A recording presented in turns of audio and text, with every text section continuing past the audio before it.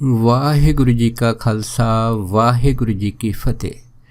ਗੁਰੂ ਪਿਆਰੇ ਗੁਰੂ ਸਵਾਰੀ ਪਰਮ ਸਤਿਕਾਰਯੋਗ ਸਾਧ ਸੰਗਤ ਜੀਓ, ਜਿਵੇਂ ਕਿ ਭਾਈ ਗੁਰਦਾਸ ਜੀ ਦਾ ਕਥਨ ਹੈ, ਬਾਲ ਜਤੀ ਹੈ ਸ਼੍ਰੀ ਚੰਦ ਬਵਾਣਾ ਦੋਹਰਾ ਬਣਵਾਇਆ।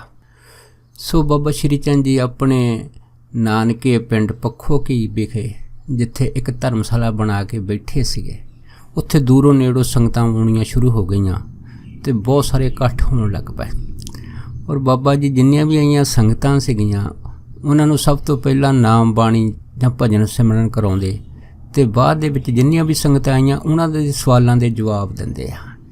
ਤੇ ਇਹਨਾਂ ਦੇ ਵਿੱਚੋਂ ਕੁਝ ਕੁ ਜਿਹੜੇ ਸਵਾਲ ਸੀਗੇ, ਖਾਸ ਕਰਕੇ 94 ਜਿਹੜੇ ਸਵਾਲ ਉਹਨਾਂ ਸੰਗਤਾਂ ਦੇ ਵਿੱਚੋਂ ਕੀਤੇ, ਉਹਨਾਂ ਦੇ ਵਿੱਚੋਂ ਇੱਕ ਮੋਤੀ ਰਾਮ ਜਿਹੜਾ ਬੜਾ ਪ੍ਰਸਿੱਧ ਪੰਡਤ ਸੀਗਾ ਉਸ ਸਮੇਂ ਦਾ, ਉਹ ਬਾਬਾ ਜੀ ਦੇ ਦਰਸ਼ਨ ਕਰਨ ਆਇਆ।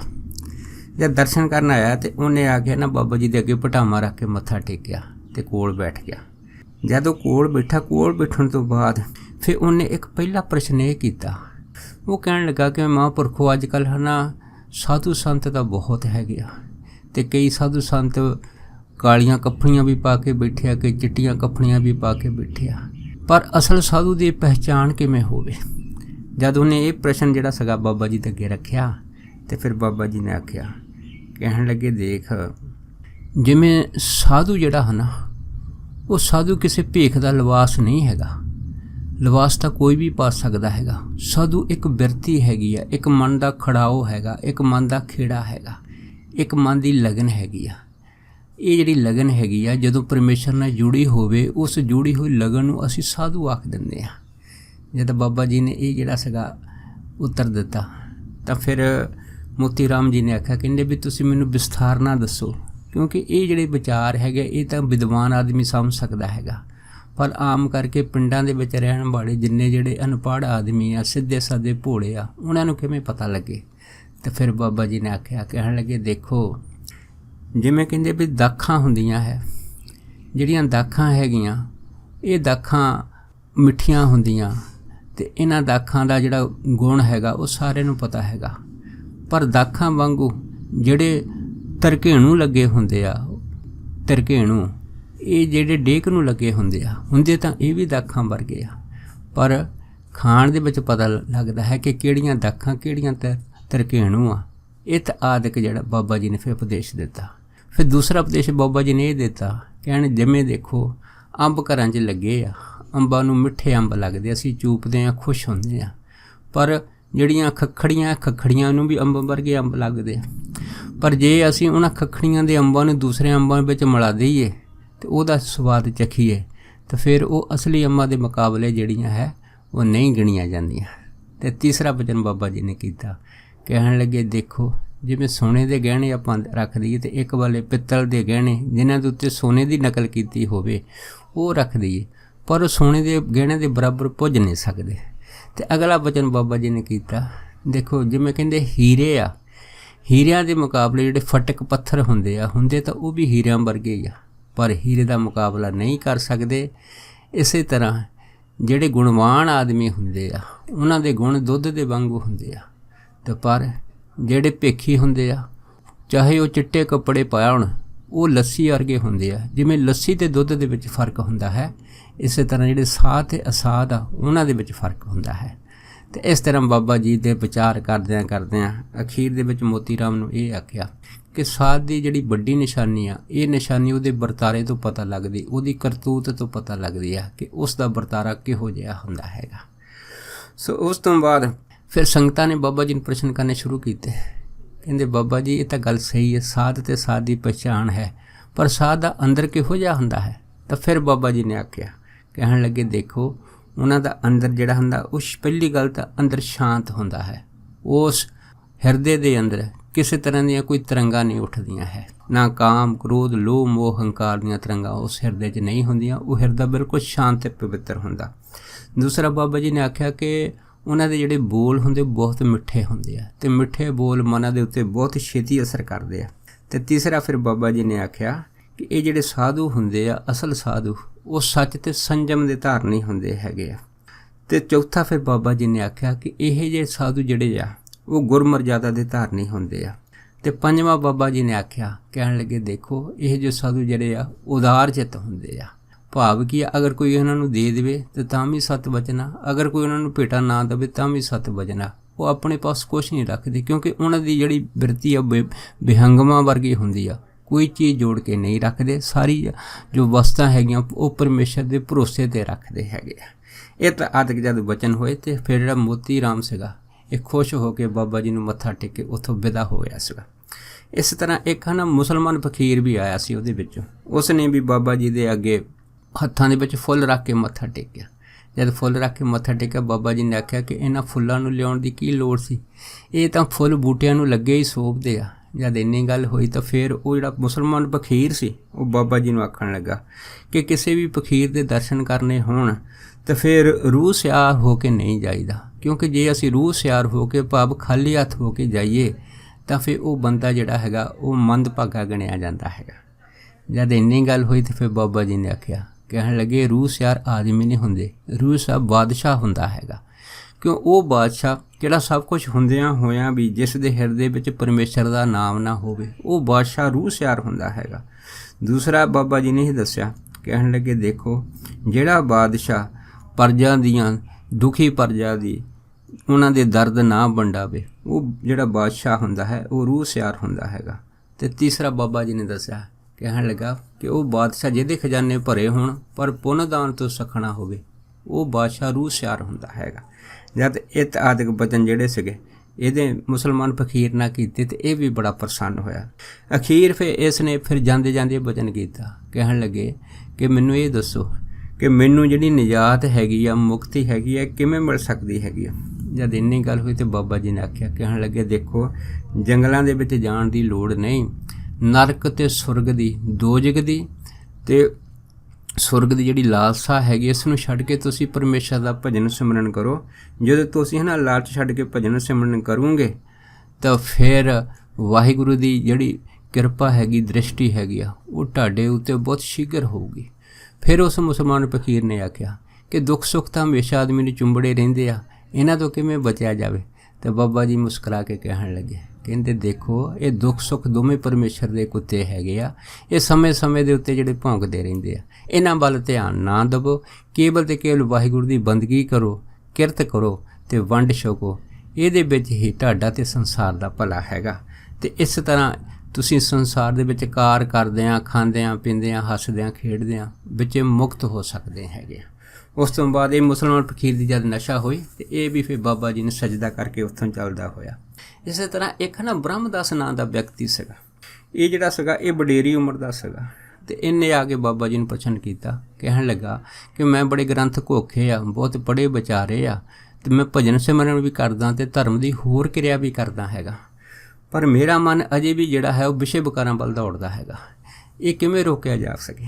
ਜਦ ਇੰਨੀ ਗੱਲ ਹੋਈ ਤੇ ਫਿਰ ਬਾਬਾ ਜੀ ਨੇ ਆਖਿਆ, ਕਹਿਣ ਲੱਗੇ ਕਿ ਅਗਰ ਕੋਈ ਵਿਅਕਤੀ ਦਾ ਮਨ ਵਿਸ਼ੇ ਵਿਕਾਰਾਂ ਵੱਲ ਦੌੜੇ ਤਾਂ ਸਭ ਤੋਂ ਪਹਿਲਾਂ ਉਸ ਨੂੰ ਆਪਣੇ ਮਨ ਅਤੇ ਇੰਦਰੀਆਂ ਦੇ ਉੱਤੇ ਸੰਜਮ ਕਰਨਾ ਪਊਗਾ। ਉਸ ਨੂੰ ਇਹ ਦੇਖਣਾ ਪਊਗਾ ਸੰਸਾਰ ਦੇ ਵਿੱਚ ਕਿਹੜੀ ਚੀਜ਼ ਦੇਖਣ ਯੋਗ ਆ ਅਤੇ ਕਿਹੜੀ ਚੀਜ਼ ਸੁਣਨ ਯੋਗ ਆ ਅਤੇ ਕਿਹੜੀ ਚੀਜ਼ ਖਾਣ ਯੋਗ ਹੈਗੀ ਆ। ਇਸ ਕਰਕੇ ਇਹ ਜਿਹੜਾ ਮਨ ਅਤੇ ਇੰਦਰੀਆਂ ਦੇ ਉੱਤੇ ਸੰਜਮ ਕਰਨਾ ਹੈਗਾ, ਇਹ ਬਾਬਾ ਜੀ ਨੇ ਦੱਸਿਆ ਕਿ ਇਹ ਪੌਣੀ ਹੈਗੀ ਆ।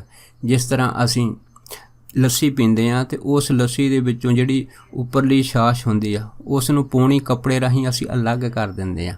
ਇਸ ਤਰ੍ਹਾਂ ਬਾਬਾ ਜੀ ਨੇ ਆਖਿਆ ਕਿ ਸੰਸਾਰ ਦੇ ਵਿੱਚ ਹਰੇਕ ਚੀਜ਼ ਸੰਜਮ ਵਾਂਗ ਰੱਖਣੀ ਹੈ। ਜਿਵੇਂ ਆਪਾਂ ਚਾਹ ਪੀਂਦੇ ਹਾਂ ਅਤੇ ਚਾਹ ਨੂੰ ਵੀ ਜਿਹੜਾ ਹੈ ਕੱਪੜ ਛਾਣ ਕਰਕੇ ਪੀਆ ਜਾਂਦਾ ਹੈ। ਜਦ ਇਸ ਤਰ੍ਹਾਂ ਦੇ ਜਿਹੜੇ ਉਪਦੇਸ਼ ਬਾਬਾ ਜੀ ਨੇ ਉਸ ਨੂੰ ਦਿੱਤੇ ਤਾਂ ਫਿਰ ਉਹ ਬੜਾ ਖੁਸ਼ ਹੋਇਆ। ਉਸ ਤੋਂ ਬਾਅਦ ਉਸਨੇ ਪ੍ਰਸ਼ਨ ਕੀਤਾ ਕਿ ਮਨ ਦੀਆਂ ਜਿਹੜੀਆਂ ਖਾਸ਼ਾਂ ਹੈਗੀਆਂ ਇਹ ਘਟਣ ਦੀ ਬਜਾਏ ਵੱਧ ਰਹੀਆਂ ਹੈਗੀਆਂ। ਜਦ ਬ੍ਰਹਮਦਾਸ ਨੇ ਪੁੱਛਿਆ ਤਾਂ ਫਿਰ ਬਾਬਾ ਜੀ ਨੇ ਉਸ ਨੂੰ ਆਖਿਆ, ਕਹਿੰਦੇ ਦੇਖੋ ਇਹ ਜਿਹੜੀ ਤ੍ਰਿਸ਼ਨਾ ਹੈਗੀ ਆ, ਇਹ ਤ੍ਰਿਸ਼ਨਾ ਇਸਤਰੀ ਰੂਪ ਹੁੰਦੀ ਹੈਗੀ ਆ, ਅਤੇ ਇਸਤਰੀ ਰੂਪ ਤ੍ਰਿਸ਼ਨਾ ਦੇ ਉੱਤੇ ਜਿਹੜਾ ਕਾਬੂ ਹੈਗਾ, ਉਹ ਕਾਬੂ ਜਿਹੜਾ ਹੈਗਾ ਉਹ ਕੇਵਲ ਅਤੇ ਕੇਵਲ ਭਜਨ ਸਿਮਰਨ ਦੁਆਰਾ ਪਾਇਆ ਜਾ ਸਕਦਾ ਹੈਗਾ। ਜਿਵੇਂ ਬਾਬਾ ਜੀ ਨੇ ਆਖਿਆ ਕਿ ਜਦੋਂ ਇਨਸਾਨ ਜਿਹੜਾ ਹੈਗਾ ਜਿਸ ਦੇ ਪਾਸ ਕੋਈ ਲੋਹੇ ਦਾ ਬਰਤਨ ਹੋਵੇ, ਅਗਰ ਉਸ ਨੂੰ ਉਸ ਲੋਹੇ ਦੇ ਬਰਤਨ ਦੇ ਬਦਲੇ ਸੋਨੇ ਦਾ ਬਰਤਨ ਦਿੱਤਾ ਜਾਵੇ ਤਾਂ ਫਿਰ ਉਹ ਜਿਹੜਾ ਲੋਹੇ ਦਾ ਬਰਤਨ ਹੈ ਉਸ ਵੱਲ ਦੇਖਦਾ ਵੀ ਨਹੀਂ।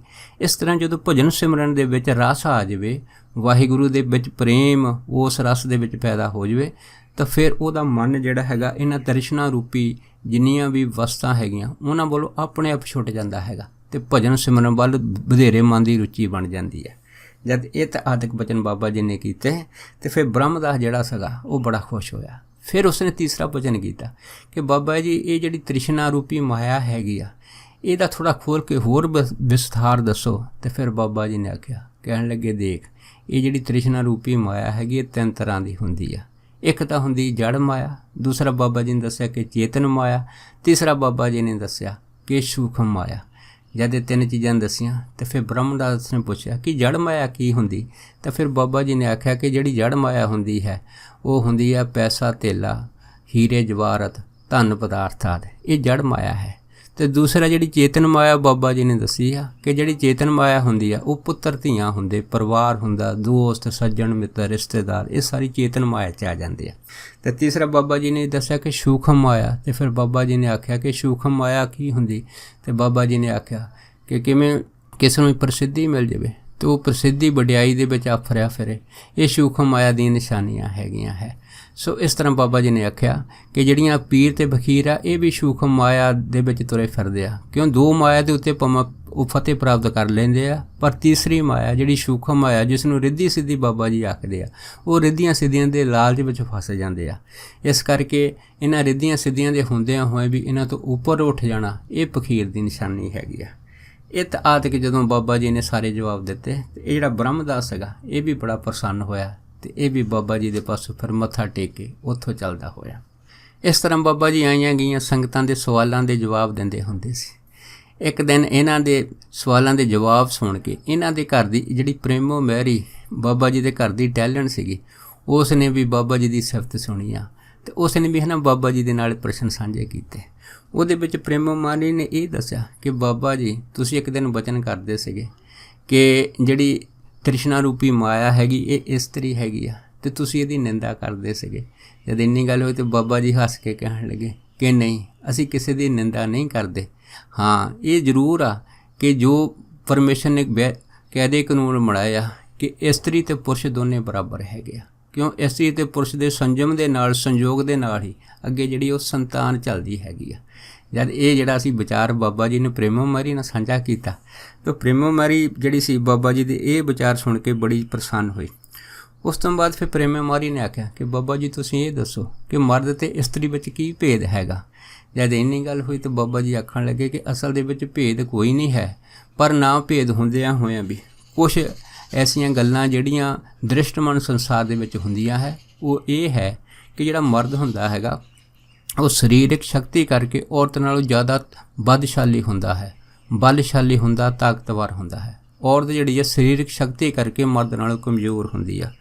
ਸੋ ਅਗਲਾ ਜਿਹੜਾ ਬਚਨ ਬਾਬਾ ਜੀ ਨੇ ਕੀਤਾ ਕਿ ਮਰਦ ਦੇ ਅੰਦਰ ਜਿਹੜੇ ਹੌਸਲੇ ਹੁੰਦੇ ਆ ਉਹ ਇਸਤਰੀ ਨਾਲੋਂ ਜ਼ਿਆਦਾ ਬੁਲੰਦ ਹੁੰਦੇ ਆ। ਅਤੇ ਤੀਸਰਾ ਜਿਹੜਾ ਸੀ ਬਾਬਾ ਜੀ ਨੇ ਇਹ ਦੱਸਿਆ ਕਿ ਜਿਹੜੇ ਮਰਦ ਹੁੰਦੇ ਆ, ਮਰਦ ਦੀ ਜਿਹੜੀ ਦਰਿਆ ਦੇ ਲਈ ਹੈਗੀ ਆ ਪੁੰਨ ਦਾਨ ਕਰਨ ਦੀ ਜਿਹੜੀ ਵਿਰਤੀ ਹੈਗੀ ਆ ਉਹ ਇਸਤਰੀ ਨਾਲੋਂ ਜ਼ਿਆਦਾ ਹੁੰਦੀ ਹੈ। ਜਦ ਇਹ ਤਾਤਕ ਜਿਹੜੇ ਗੁਣ ਸੀ ਮਰਦ ਦੇ ਬਾਬਾ ਜੀ ਨੇ ਦੱਸੇ ਤਾਂ ਫਿਰ ਪ੍ਰੇਮੋ ਮਹਿਰੀ ਨੇ ਆਖਿਆ ਕਿ ਇਹਦਾ ਮਤਲਬ ਇਹ ਆ ਕਿ ਇਸਤਰੀ ਦੇ ਨਾਲੋਂ ਮਰਦ ਜਿਹੜੇ ਆ ਉਹ ਵਿਸ਼ੇਸ਼ ਜਗ੍ਹਾ ਰੱਖਦੇ ਆ। ਅਤੇ ਫਿਰ ਬਾਬਾ ਜੀ ਅਸੀਂ ਕਹਿਣ ਲੱਗੇ ਨਹੀਂ, ਇਸਤਰੀ ਵੀ ਆਪਣੀ ਜਗ੍ਹਾ ਜਿਹੜੀ ਮਰਦ ਨਾਲੋਂ ਵਿਸ਼ੇਸ਼ ਗੁਣ ਰੱਖਦੀ ਆ। ਅਤੇ ਫਿਰ ਪ੍ਰੇਮੋ ਮਹਿਰੀ ਨੂੰ ਪੁੱਛਿਆ ਕਿ ਉਹ ਕਿਵੇਂ। ਅਤੇ ਫਿਰ ਬਾਬਾ ਜੀ ਨੇ ਉਸ ਨੂੰ ਇਹ ਆਖਿਆ, ਕਹਿਣ ਲੱਗੇ ਦੇਖ ਜਿਹੜੀ ਇਸਤਰੀ ਹੈਗੀ ਆ, ਇਸਤਰੀ ਦੇ ਵਿੱਚ ਇੱਕ ਗੁਣ ਹੈ ਕਿ ਉਹਦੇ ਵਿੱਚ ਮਰਦ ਨਾਲੋਂ ਪ੍ਰੇਮ ਅਤੇ ਸ਼ਰਧਾ ਸਭ ਤੋਂ ਜ਼ਿਆਦਾ ਹੁੰਦੀ ਹੈ। ਅਤੇ ਦੂਸਰਾ ਕੀ ਗੁਣ ਹੁੰਦਾ ਹੈ ਕਿ ਇਸਤਰੀ ਜਿਹੜੀ ਆ ਉਹ ਨਿਰਮਲ ਜਲ ਵਰਗੀ ਹੁੰਦੀ ਹੈ। ਜਿਸ ਖਾਨਦਾਨ ਦੇ ਵਿੱਚ ਵਿਆਹੀ ਜਾਵੇ ਉਸੇ ਹੀ ਖਾਨਦਾਨ ਦੀ ਉਹ ਵਾਰਸ ਬਣ ਜਾਂਦੀ ਹੈ ਅਤੇ ਉਸੇ ਹੀ ਖਾਨਦਾਨੀ ਦੇ ਵਿੱਚ ਜਿਹੜੀ ਇਸਤਰੀ ਹੈਗੀ ਆ ਉਹ ਜਾਤ ਕੁੱਲ ਅਤੇ ਵਰਨ ਨੂੰ ਜਨਮ ਦਿੰਦੀ ਹੈ। ਜਦ ਇਹ ਤੱਕ ਵਿਚਾਰ ਦੱਸੇ ਤਾਂ ਪ੍ਰੇਮੋ ਮਹਿਰੀ ਜਿਹੜੀ ਸੀ ਬੜੀ ਪ੍ਰਸੰਨ ਹੋਈ। ਉਸਨੇ ਫਿਰ ਹੌਲੀ ਜੀ ਨੂੰ ਪੁੱਛਿਆ ਕਿ ਬਾਬਾ ਜੀ ਮੈਨੂੰ ਇਹ ਦੱਸੋ ਕਿ ਇਸਤਰੀ 'ਚ ਹੋਰ ਕੀ ਗੁਣ ਹੈ। ਅਤੇ ਫਿਰ ਬਾਬਾ ਜੀ ਨੇ ਆਖਿਆ ਕਿ ਦੇਖ ਜਿਹੜੀ ਇਸਤਰੀ ਹੁੰਦੀ ਆ ਉਹ ਮਰਦ ਨਾਲੋਂ ਚੰਚਲ ਅਤੇ ਹੱਠੀ ਸੁਭਾਅ ਦੀ ਜ਼ਿਆਦਾ ਹੁੰਦੀ ਹੈ। ਅਤੇ ਅਗਲਾ ਬਚਨ ਫਿਰ ਬਾਬਾ ਜੀ ਨੇ ਆਖਿਆ ਕਿ ਦੇਖੋ ਚਾਹੇ ਮਰਦ ਦੀ ਜਿਹੜੀ ਸੋਚ ਦ੍ਰਿਸ਼ਟੀ ਹੈ ਉਹ ਇਸਤਰੀ ਨਾਲੋਂ ਜ਼ਿਆਦਾ ਦੀਰਘ ਹੁੰਦੀ ਆ, ਇਸਤਰੀ ਦੀ ਜਿਹੜੀ ਦ੍ਰਿਸ਼ਟੀ ਹੈਗੀ ਆ ਉਹ ਇੰਨੀ ਦੀਰਘ ਨਹੀਂ ਹੈਗੀ। ਉਹਦੀ ਜਿਹੜੀ ਦ੍ਰਿਸ਼ਟੀ ਜ਼ਿਆਦਾਤਰ ਜਿਹੜੀ ਹੁੰਦੀ ਉਹ ਆਪਣੇ ਪਰਿਵਾਰ ਦੇ ਨਾਲ ਸੰਬੰਧਿਤ ਹੁੰਦੀ ਹੈ। ਅਤੇ ਪਰ ਮਰਦ ਦੀ ਜਿਹੜੀ ਇਸ ਦ੍ਰਿਸ਼ਟੀ ਹੈਗੀ ਆ ਉਹ ਪਰਿਵਾਰ ਨਾਲੋਂ ਬਾਹਰ ਗਲੀ ਮੁਹੱਲੇ ਅਤੇ ਇੱਥੋਂ ਤੱਕ ਦੇਸ਼ ਦੇਸ਼ਾਂਤਰਾਂ ਤੱਕ ਹੁੰਦੀ ਹੈ ਕਿ ਉਹ ਕਿਵੇਂ ਆਪਣੇ ਮੁਲਕ ਵਾਸਤੇ, ਆਪਣੇ ਸੱਭਿਆਚਾਰ ਵਾਸਤੇ ਔਰ ਦੂਸਰਿਆਂ ਦੀ ਭਲਾਈ ਦੇ ਕਿਵੇਂ ਕੰਮ ਕਰ ਸਕਦਾ ਹੈਗਾ। ਇਹਦੇ ਵਿੱਚ ਮਰਦ ਦੀ ਸੋਚ ਜਿਹੜੀ ਹੈ ਇਸਤਰੀ ਨਾਲੋਂ ਜ਼ਿਆਦਾ ਤੀਬਰ ਹੁੰਦੀ ਹੈ। ਜਦ ਇਹ ਆਦਿਕ ਬਚਨ ਬਾਬਾ ਜੀ ਨੇ ਦੱਸੇ ਤਾਂ ਪ੍ਰੇਮੋ ਮੈਰੀ ਜਿਹੜੀ ਸੀ ਬੜੀ ਪ੍ਰਸੰਨ ਹੋਈ। ਉਸ ਤੋਂ ਬਾਅਦ ਫਿਰ ਪ੍ਰੇਮੋ ਮੈਰੀ ਨੇ ਜਾ ਕੇ ਫਿਰ ਮਾਤਾ ਸੁਲੱਖਣੀ ਜੀ ਪਾਸ ਬਾਬਾ ਜੀ ਦੀ ਸਿਫਤ ਕੀਤੀ। ਜਦ ਸਿਫਤ ਕੀਤੀ ਤਾਂ ਇਹ ਆਦਿਕ ਜੋ ਵਾਰਦਾਤ ਹੋਈ ਸੀ ਮਾਤਾ ਸੁਲੱਖਣੀ ਜੀ ਨੇ ਸਾਂਝੀ ਕੀਤੀ। ਤੇ ਫਿਰ ਮਾਤਾ ਸੁਲੱਖਣੀ ਜੀ ਬੜੇ ਪ੍ਰਸੰਨ ਹੋਏ ਤੇ ਮਨ ਦੇ ਵਿੱਚ ਇਹ ਸੋਚਿਆ ਕਿ ਇਹ ਵੀ ਆਪਣੇ ਪਿਤਾ ਵਾਂਗੂ ਬਹੁਤ ਗੁਣਕਾਰੀ ਤੇ ਗੁਣਵਾਨ ਹੈਗੇ ਆ। ਪਰ ਮਨ ਦੇ ਵਿੱਚ ਉਦਾਸੀ ਇਸ ਗੱਲ ਦੀ ਸੀ ਮਾਤਾ ਸੁਲੱਖਣੀ ਜੀ ਦੇ ਪਾਸ ਕਿ ਅਗਰ ਇਹ ਆਪਣੇ ਪਿਤਾ ਵਾਂਗੂ ਕਿਤੇ ਦੂਰ ਦਰਾਡੇ ਨਿਕਲ ਗਏ ਤੇ ਜਿਵੇਂ ਮੈਂ ਇਹਨਾਂ ਦੇ ਪਿਤਾ ਦੇ ਪਿਆਰ ਨੂੰ ਤਰਸਦੀ ਹਾਂ, ਇਸੇ ਤਰ੍ਹਾਂ ਕਿਤੇ ਮੈਂ ਆਪਣੇ ਬੱਚਿਆਂ ਦੇ ਪਿਆਰ ਨੂੰ ਨਾ ਤਰਸਾਂ। ਇਹ ਜਿਹੜੀ ਉਦਾਸੀ ਸੀਗੀ ਇਹ ਮਾਤਾ ਸੁਲੱਖਣੀ ਦੇ ਵਿੱਚ ਜਿਹੜੀ ਸੀਗੀ ਉਹ ਦੇਖਣ ਦੇ ਵਿੱਚ ਮਿਲਦੀ ਸੀਗੀ। ਇਸ ਤਰ੍ਹਾਂ ਬਾਬਾ ਜੀ ਤਕਰੀਬਨ ਪੱਖੋ ਕੀ ਜਿਹੜੇ ਸੀਗੇ ਰਹਿੰਦਿਆਂ ਜਦੋਂ 2.5 ਸਾਲ ਤੋਂ ਜ਼ਿਆਦਾ ਸਮਾਂ ਹੋ ਗਿਆ ਤੇ ਉਧਰ ਸੁਲਤਾਨਪੁਰ ਬਾਬਾ ਜੀ ਦੀ ਸਿਫਤਾਂ ਦੀਆਂ ਖਬਰਾਂ ਵੀ ਜਿਹੜੀਆਂ ਸੀ ਉਹ ਸੰਗਤਾਂ ਬੇਬੇ ਨਾਨਕੀ ਜੀ ਨੂੰ ਅਕਸਰ ਆ ਕੇ ਸੁਣਾਉਂਦੀਆਂ ਹੁੰਦੀਆਂ ਸੀ। ਤੇ ਬੇਬੇ ਨਾਨਕੀ ਜਿਹੜੇ ਸੀਗੇ ਉਹਨਾਂ ਦੀਆਂ ਇਹ ਗੱਲਾਂ ਸੁਣ ਕੇ ਬਾਬਾ ਜੀ ਦੀਆਂ ਸਿਫਤਾਂ ਦੀਆਂ ਤੇ ਬੜੇ ਪ੍ਰਸੰਨ ਹੁੰਦੇ ਸੀ। ਪਰ ਮਨ ਦੇ ਵਿੱਚ ਉਦਾਸੀ ਹੁੰਦੀ ਸੀ ਕਿ ਮੇਰੇ ਵੀਰ ਜੀ ਦਾ ਕਿਤੇ ਦੇਸ਼ ਪ੍ਰਦੇਸ਼ ਦੂਰ ਗਏ ਆ, ਉਹਨਾਂ ਦਾ ਕਦ ਆਉਣਾ ਹੈਗਾ ਇਹ ਮੈਂ ਜਾਣ ਨਹੀਂ ਸਕਦੀ। ਪਰ ਸ਼੍ਰੀ ਚੰਦ ਤਾਂ ਆਪਣੇ ਪੱਖੋਂ ਕੇ ਨਾਨਕੀ ਰਹਿੰਦੇ ਆ, ਪਰ ਹੁਣ 2.5 ਸਾਲ ਤੋਂ ਜ਼ਿਆਦਾ ਹੋ ਗਿਆ ਤੇ ਉਹਨਾਂ ਨੂੰ ਜਿਹੜੀ ਮਿਲਣ ਦੀ ਇੱਛਾ ਹੈਗੀ ਆ ਉਹ ਮੇਰੇ ਮਨ ਦੇ ਵਿੱਚ ਜ਼ਿਆਦਾ ਹੈਗੀ ਆ। ਇਸ ਤਰ੍ਹਾਂ ਇੱਕ ਦਿਨ ਜਦ ਮਾਤਾ ਜੀ ਦਾ ਜਿਹੜਾ ਮਨ ਸੀਗਾ ਬਹੁਤ ਜ਼ਿਆਦਾ ਬਹਿਬਲ ਹੋਇਆ ਤੇ ਫਿਰ ਬੇਬੇ ਨਾਨਕੀ ਜੀ ਨੇ ਭਾਈਆ ਜੈ ਰਾਮ ਜੀ ਦੇ ਨਾਲ ਬਾਬਾ ਸ਼੍ਰੀ ਚੰਦ ਨੂੰ ਮਿਲਣ ਦੀ ਗੱਲਬਾਤ ਕੀਤੀ। ਜਦ ਗੱਲਬਾਤ ਕੀਤੀ ਤੇ ਫਿਰ ਭਾਈਆ ਜੈ ਰਾਮ ਜੀ ਦੇ ਮਨ ਦੇ ਵਿੱਚ ਵੀ ਆਇਆ ਕਿ ਹਾਂ ਗੱਲ ਤਾਂ ਤੇਰੀ ਠੀਕ ਹੈਗੀ ਆ, ਮੇਰਾ ਵੀ ਚਿੱਤ ਬਾਬਾ ਸ਼੍ਰੀ ਚੰਦ ਨੂੰ ਮਿਲਣ ਨੂੰ ਬਹੁਤ ਕਰਦਾ ਹੈ। ਇਸ ਕਰਕੇ ਆਪਾਂ ਸ਼ੀਘਰ ਹੀ ਕੁਝ ਦਿਨਾਂ ਦੇ ਬਾਅਦ ਫਿਰ ਉੱਥੇ ਪੱਖੋ ਕੀ ਚਲੀਏ ਤੇ ਬਾਬਾ ਸ਼੍ਰੀ ਚੰਦ ਜੀ ਨੂੰ ਮਿਲ ਕੇ ਆਈਏ ਔਰ ਕੋਸ਼ਿਸ਼ ਕਰੀਏ ਵੱਧ ਤੋਂ ਵੱਧ ਕਿ ਬਾਬਾ ਸ਼੍ਰੀ ਚੰਦ ਜੀ ਨੂੰ ਪੱਖੋ ਰਹਿੰਦਾ ਜ਼ਿਆਦਾ ਟਾਈਮ ਹੋ ਗਿਆ ਤੇ ਉਹਨਾਂ ਨੂੰ ਵਾਪਸ ਸੁਲਤਾਨਪੁਰ ਆਪਣੇ ਘਰ ਲੈ ਕੇ ਆਈਏ। ਜਦ ਇਹ ਵਿਚਾਰਾਂ ਬੇਬੇ ਨਾਨਕੀ ਤੇ ਭਾਈਆ ਜੈ ਰਾਮ ਜੀ ਦੇ ਵਿੱਚ ਹੋਈਆਂ ਉਸ ਤੋਂ ਬਾਅਦ ਫਿਰ ਦੋਨਾਂ ਨੇ ਜਿਹੜੀ ਸੀ ਉਹ ਪੱਖੋ ਕੀ ਜਾਣ ਦੀ ਤਿਆਰੀ ਕਰ ਲਈ। ਉਸ ਤੋਂ ਬਾਅਦ ਫਿਰ ਭਾਈਆ ਜੈ ਰਾਮ ਜੀ ਤੇ ਫਿਰ ਮਾਤਾ ਜੀ ਜਿਹੜੇ ਸੀਗੇ ਆਪ ਉੱਥੋਂ ਤਿਆਰ ਹੋ ਕੇ ਤੇ ਆਪਣੇ ਨਾਲ ਦੀ ਜਿਹੜੀ ਟਹਿਲਣ ਸੀਗੀਆਂ ਤੇ 2-4 ਹੋਰ ਜਿਹੜੇ ਸੰਗੀ ਸਾਥੀ ਨੌਕਰ ਸੀ ਉਹਨਾਂ ਨੂੰ ਤਿਆਰ ਕਰਕੇ ਫਿਰ ਪੱਖੋ ਕੀ ਚਾਲੇ ਚਲੇ ਗਏ। ਸੋ ਦਾਸ ਇੰਨੇ ਹੀ ਵਚਨ ਆਪ ਸਾਰੀਆਂ ਸੰਗਤਾਂ ਨਾਲ ਸਾਂਝਾ ਕਰਦਾ ਹੋਇਆ ਖਿਮਾ ਦਾ ਜਾਚਕੋ ਜੀ ਹੋਈਆਂ ਬੇਅੰਤ ਭੁੱਲਾਂ ਚੁੱਕਾਂ ਦੀ ਖਿਮਾ ਬਖਸ਼ਣੀ। ਸੋ ਫਤਿਹ ਬੁਲਾਓ। ਵਾਹਿਗੁਰੂ ਜੀ ਕਾ ਖਾਲਸਾ ਵਾਹਿਗੁਰੂ ਜੀ ਕੀ ਫਤਿਹ।